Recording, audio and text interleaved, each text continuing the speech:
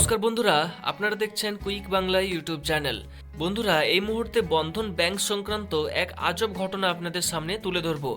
আপনার যদি বন্ধন ব্যাংকে অ্যাকাউন্ট থেকে থাকে তাহলে অবশ্যই এই ভিডিওটি পুরোপুরি শেষ পর্যন্ত দেখতে থাকুন। আর চ্যানেলে নতুন হলে অবশ্যই সাবস্ক্রাইব করে বেল ঘন্টাটা পাশে অল করে দিন, যাতে করে সমস্ত ভিডিওর নোটিফিকেশনসগুলো পরবর্তীকালে আপনারা পেয়ে যান।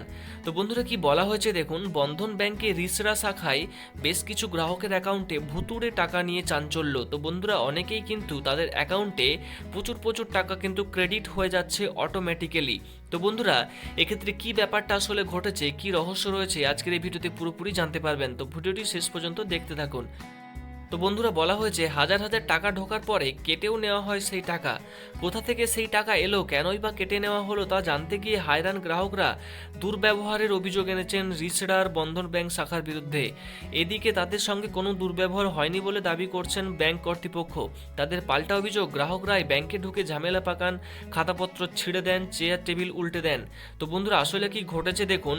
কয়েকদিন ধরে স্বনির্ভর গোষ্ঠীর সদস্য গ্রাহকদের সেভিংস অ্যাকাউন্টে হাজার টাকা ঢোকে বলে জানা যাচ্ছে।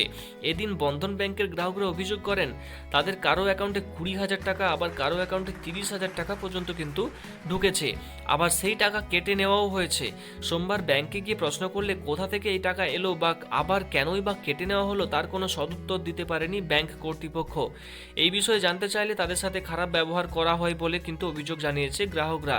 ওই ব্যাংকের গ্রাহক অসীমা দাস জানিয়েছেন, অনেক সময় সরকারি অনুদানের টাকা অ্যাকাউন্টে ঢোকে, পাস বই আপডেট করালে তা বোঝা যায়। তিনি বলেন, মোবাইল মেসেজ দেখে বুঝতে পারি যে টাকা ঢুকেছে, আবার কেটেও কিন্তু নেওয়া হয়েছে।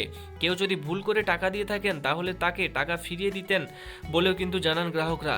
ব্যাংকের আধিকারিক স্বরাজ বন্ধু দাস জানিয়েছেন, 2-1 দিনের মধ্যে জানিয়ে দেওয়া হবে কোথা থেকে এই টাকা এসেছিল। তো বন্ধুরা, বুঝতেই পারলেন এক প্রকার ভুতুড়ে টাকা তাদের অ্যাকাউন্টে জমা হয়েছিল এবং সেই টাকা কিন্তু কেটেও নেওয়া হয়েছে।